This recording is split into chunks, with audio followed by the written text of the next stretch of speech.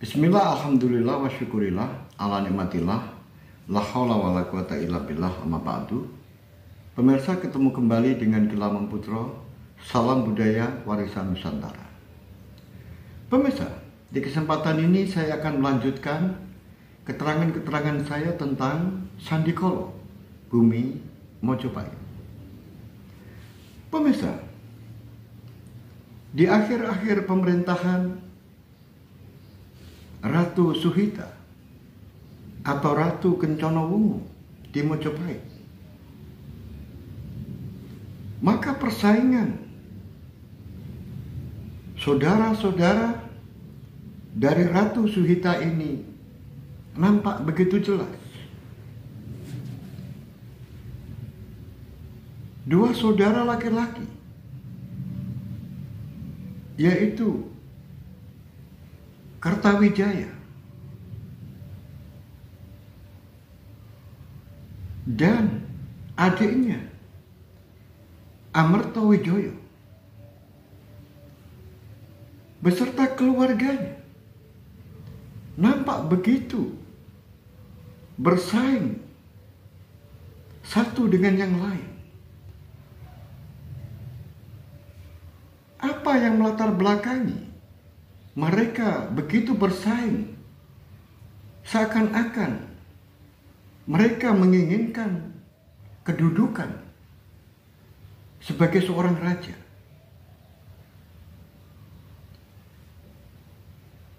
Ini dimungkinkan disebabkan karena Ratu Suhita sudah dipastikan tidak akan pernah memiliki anak karena usia sudah begitu tua, tapi juga masih belum dikaruniai anak. Nah, oleh sebab itu, apabila nanti Ratu Suhita ini turun tahta atau Ratu Suhita ini wafat, maka siapa yang akan menggantikan kedudukan Ratu Suhita sebagai Raja Mojopahit? Tentu saja berdasarkan aturan-aturan yang ada di Mojopahit, apabila ada ratu atau raja tidak memiliki keturunan untuk melanjutkan keberlangsungan kepemimpinan sebagai seorang raja, maka yang paling berhak menggantikan kedudukan adalah adiknya atau saudara-saudaranya.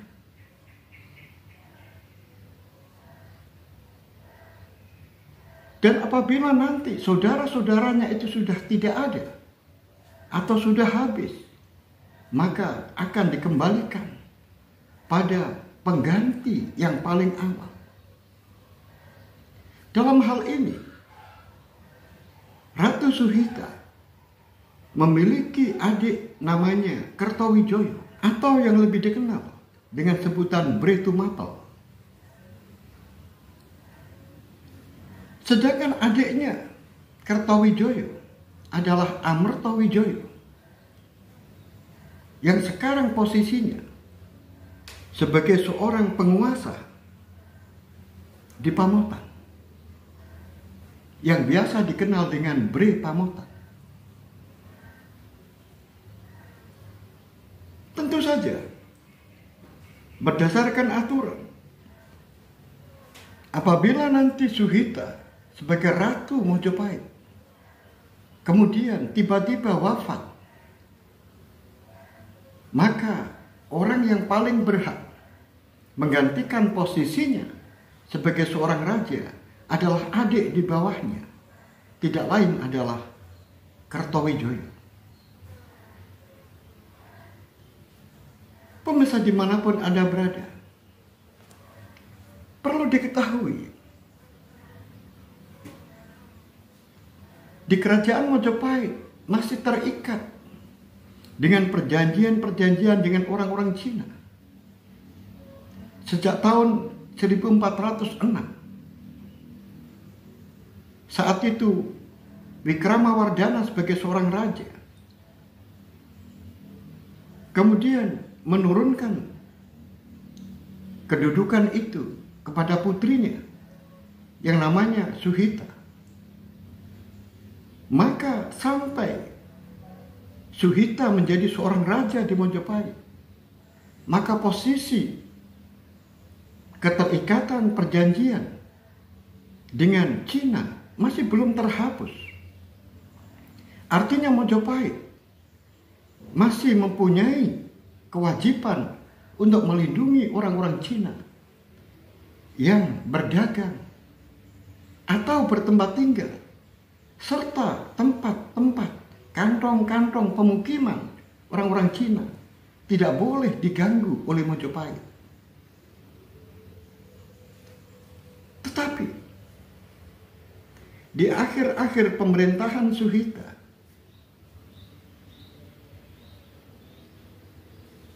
dirasa oleh keluarga Kertowijoyo atau Bre Tumapel serta anak-anaknya merasakan bahwa semakin hari kedudukan orang-orang Cina sungguh hampir menguasai di semua sektor perdagangan. Di samping itu juga, keluarga Kertowijoyo khawatir kedudukan orang-orang Cina yang ada di pesisir utara Pulau Jawa, yang sekarang banyak di antara mereka yang sudah memeluk agama Islam. Kemudian mereka menyebarkan keyakinan itu kepada masyarakat. Sehingga masyarakat pesisir Pulau Jawa hampir mereka semuanya terpengaruh oleh ajaran baru, yaitu agama Islam. Bagi Kertawijaya dan keluarganya, hal itu tidak boleh dibiarkan. Kalau mereka dibiarkan begitu saja, tidak dibatasi, apalagi tidak ada pengawasan, tentu mereka akan berkembang lebih pesat. Tentu mereka akan lebih kuat. Dan apa jadinya kalau mereka semuanya dalam keadaan kuat? Kuat ekonominya, kuat keyakinannya, dan kuat di dalam mengorganisir sebuah kekuatan untuk melawan Mojopahit. Dan itu tidak boleh dianggap remeh. Oleh sebab itu, adik dari Suhita yang akan menggantikan kedudukan Suhita apabila Ratu Suhita ini lengser, Kertawijaya dan keluarganya memikirkan hal itu. Sampai kapan? Sampai kapan Mojopahit bisa melepaskan keterikatan untuk melindungi orang-orang Cina? Sampai kapan? Oleh sebab itu, pemirsa dimanapun Anda berada, Kertawijaya dan anak-anaknya,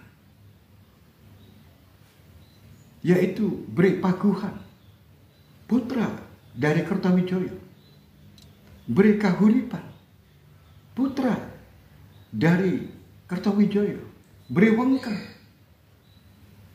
putra dari Kertawijoyo, dan juga Bre Kabalan, menantu dari Kertawijaya. Mereka semuanya tidak suka terhadap keleluasaan orang-orang Cina yang menguasai perdagangan. Apalagi di Canggu orang-orang Cina begitu pesat di dalam membangun perekonomian, hampir dicanggu.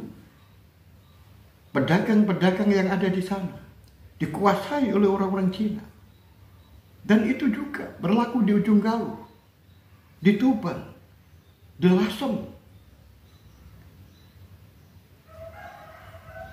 Kalau itu dibiarkan, maka mereka akan menjadi kuat. Dan mereka adalah ancaman yang serius bagi Mojopahit. Tetapi beda pandangan dengan adiknya, yaitu Amertowijoyo dan anaknya. Keberadaan orang-orang Cina yang ada di Mojopahit sangat membantu pertumbuhan ekonomi di negara Mojopahit. Di samping itu juga, Mojopahit yang terikat dengan perjanjian dengan Cina, yang mana tidak bisa mengganggu pemukiman-pemukiman Cina atau mengganggu usaha-usaha orang-orang atas angin itu. Oleh sebab itu, kubu Kertawijaya sebagai calon pengganti Ratu Suhita dan adiknya Kertawijaya, yaitu Amertowijoyo dan keluarganya, yang tidak setuju terhadap kesewenang-wenangan Mojopahit terhadap orang-orang Cina. Memang keluarga Amertowijoyo setuju apabila diadakan aturan-aturan yang membatasi hal-hal yang terkait dengan terus berkembangnya orang-orang Cina di utara. Tetapi tidak harus mereka itu dimusuhi. Tidak harus mereka itu harus dilarang di dalam mengoperasikan perdagangan.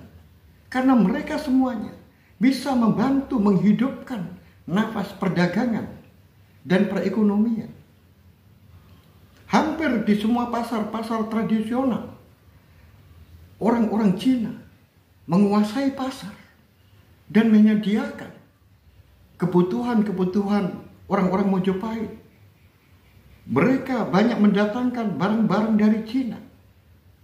Mereka menyediakan kebutuhan-kebutuhan yang dibutuhkan oleh masyarakat Mojopahit. Hal itu tidak bisa dilarang begitu saja. Tetapi kalau diatur, itu masih memungkinkan. Tetapi kalau dibenci, jangan.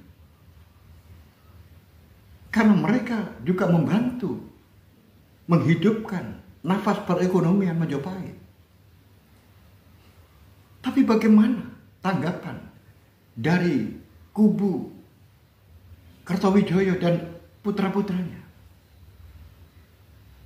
Kertawijaya dan putra-putranya menganggap bahwa apa yang dilakukan oleh Amertowijoyo dan Bre Wirabumi selaku anaknya, mereka tentu saja membela orang-orang Cina. Karena selir-selir mereka banyak orang-orang Cina. Apalagi Bre Kertabumi memiliki permaisuri yang berasal dari keturunan Cina. Oleh sebab itu mereka pasti dibela. Orang-orang Cina pasti dibela oleh Bre Kertabumi. Itu adalah sebuah ketegangan antara Kertawijaya dan Amertawijaya. Tetapi lepas dari pengawasan Suhita sebagai seorang raja, maka anak-anak dari Kertawijaya ini mempunyai kebijakan-kebijakan, yang mana kebijakan-kebijakan itu bertentangan dengan kebijakan Majapahit. Oleh sebab itu, apa yang dilakukan oleh anak-anak dari Kertawijaya ini membungkusnya agar seakan-akan itu bukan Majapahit, seakan-akan itu bukan kerja dari anak-anak Kertawijaya. Jadi mereka memusuhi orang-orang Cina.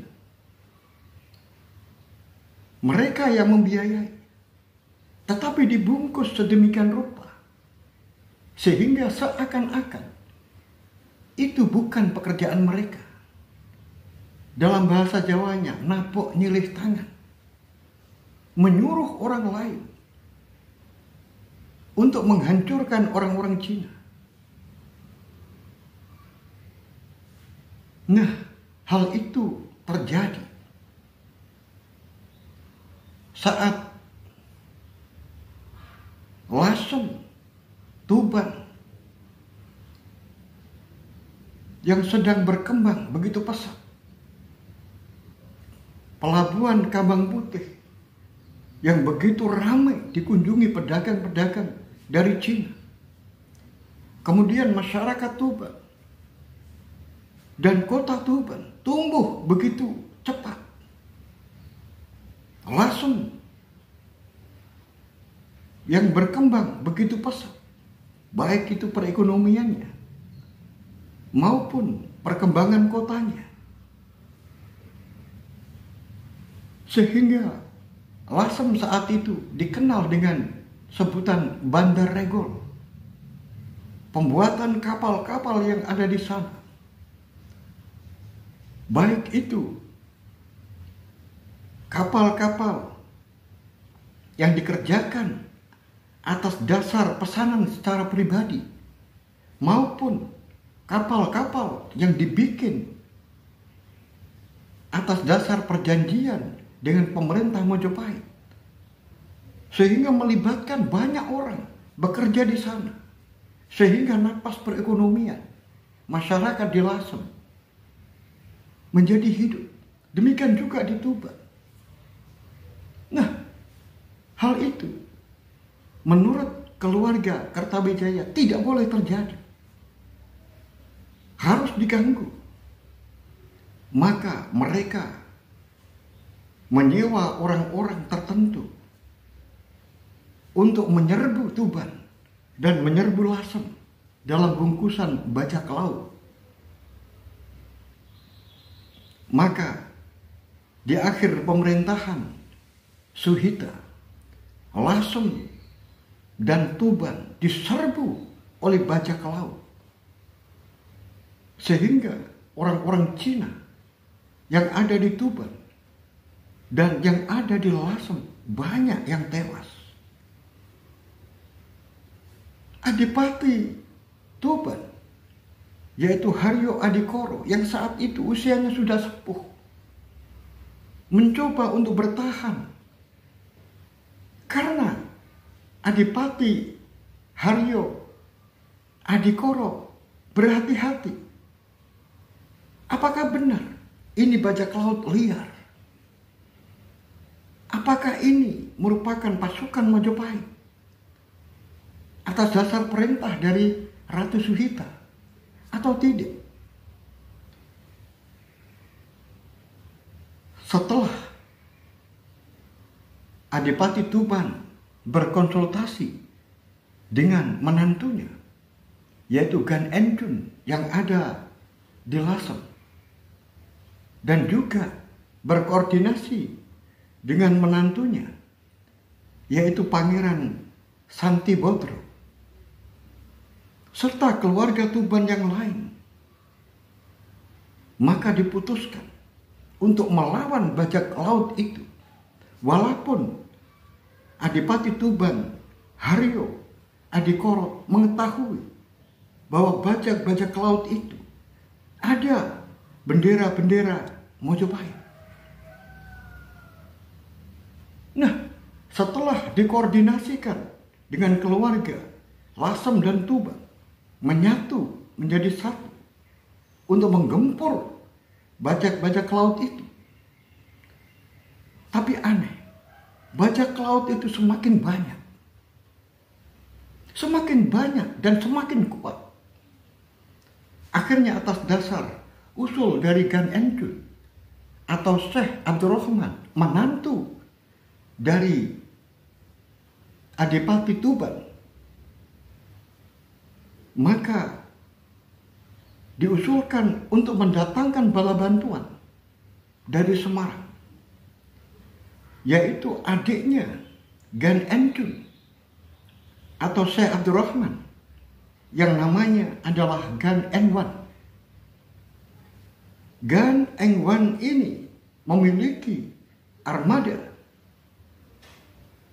yang ada di Semarang atau Simongan. Maka berangkatlah Gan Engwan ini menuju ke Tuban untuk membantu bertempur melawan bajak-bajak laut itu. Ternyata kekuatan yang dikirim Gan Engwan ini jauh lebih besar daripada kekuatan bajak laut itu. Nah, dalam waktu yang tidak begitu lama, pertempuran laut antara pasukan Tuban, Lasem, dan dibantu Gan Engwan dari Semarang, maka bajak-bajak laut itu segera musnah. Pemirsa dimanapun Anda berada, ini menjadikan sebuah pertanyaan besar. Bajak-bajak laut itu siapa yang menggerakkan? Nah, di keluarga Amartawijoyo menduga bahwa otak dalang dari semuanya itu adalah anak-anak dari Kertawijoyo, kakaknya atau keponakan mereka. Pemirsa dimanapun Anda berada, setelah Tuban dan Lasem bisa mengalahkan bajak laut, serbuan dari orang-orang yang tidak dikenal, gerombolan orang-orang liar yang ingin menjarah kekayaan orang-orang Tuban dan Lasem, dan sasarannya adalah orang-orang Cina. Maka setelah mereka bisa dikalahkan, maka Adipati Tuban meminta kepada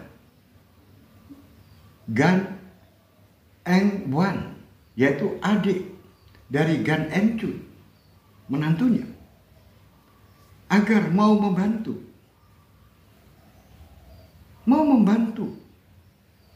dan mau bertempat tinggal di Tuban. Oleh sebab itu, agar Gan Engwan ini dapat bertahan di Tuban, maka Adipati Tuban, yaitu Adipati Adikoro, mengangkat Gan Engwan ini sebagai patihnya. Karena saat itu Haryo Adikoro sudah sepuh, sehingga untuk menjalankan roda pemerintahan harus ada orang yang memiliki otot kawat, balung besi, membantu untuk memajukan Tuban. Oleh sebab itu, Gan Engwan yang berasal dari Simongan, Semarang, diangkat menjadi patih dengan gelar Patih Haryo Sugondo. Nah, setelah itu Tuban dan Lasem aman. Tetapi pertempuran di Tuban dan di Lasem yang menelan banyak korban menjadikan Tuban dan Lasem trauma terhadap pertempuran-pertempuran yang dilakukan oleh orang-orang yang tidak bertanggung jawab itu. Pemirsa dimanapun Anda berada, setahun kemudian, setelah terjadi peristiwa huru-hara yang ada di Tuban dan di Lasem, perampokan terhadap orang-orang Cina, memporak-porandakan pangkalan-pangkalan laut yang ada di Lasem dan di Tuban, maka ada rombongan datang dari Kamboja.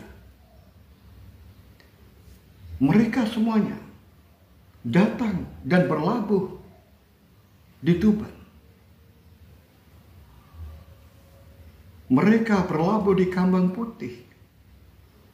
Orang-orang itu adalah orang-orang Muslim yang datang dari Kamboja, dari Champa.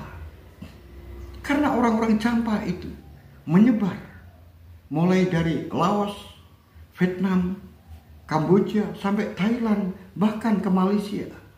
Penyebarannya begitu luas. Nah, rombongan yang datang ini bertolak dari Kamboja menuju Kambang Putih Tuban sebanyak 1.000 orang. Dan mereka semuanya adalah orang-orang Muslim. Kedatangan mereka menuju ke Tuban adalah mencari seseorang yang namanya Gan Encun. Tentu saja diterima oleh Adipati Adikoro karena yang dicari adalah menantunya.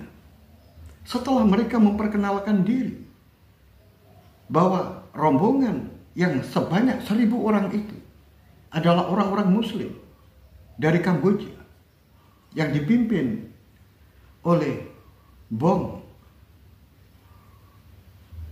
Suihu atau nama Arabnya adalah Ali Rahmatullah. Mereka datang bersama kakaknya, yaitu Syekh Maulana Iskak, dan kakaknya yang bernama Ali Murtado, serta saudara iparnya yaitu Zainal Kabir.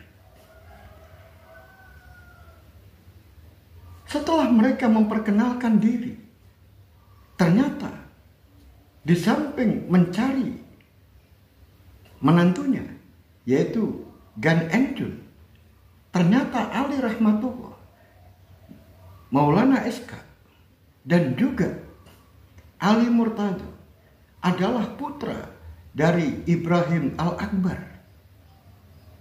Tentu saja ditunjukkan bahwa Gan Encun sekarang berada di Lasem, sedangkan Ibrahim Al-Akbar, orang tuanya, berdomisili di Gisik Harjo. Oleh sebab itu, mereka semuanya menuju ke Gisik Harjo menemui orang tuanya. Setelah 10 tahun berpisah, setelah 10 tahun anak-anak putra dari Ibrahim Al-Akbar ini menempuh pendidikan di Nagor Cham, setelah mereka mampu menguasai ilmu-ilmu agama, akhirnya mereka ingin mencari orang tuanya.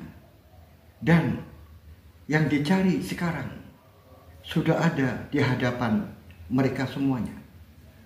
Pemirsa dimanapun Anda berada, bagaimanakah kelanjutan cerita ini? Apa yang terjadi setelah Ali Rahmatullah, Ali Murtado, Maulana Iskak, dan Zainal Kabir bertemu dengan orang tuanya? Dan bagaimanakah mereka merencanakan penyebaran Islam yang ada di Jawa terhadap orang yang dicarinya, yaitu Gan Encun, yang sekarang posisinya ada di Laosam atau di Lasem. Oleh sebab itu, ikuti terus cerita ini sampai selesai. Sampai di sini. Akhirul kalam. Billahi taufiq wal hidayah. Assalamualaikum warahmatullahi wabarakatuh. Salam budaya warisan Nusantara.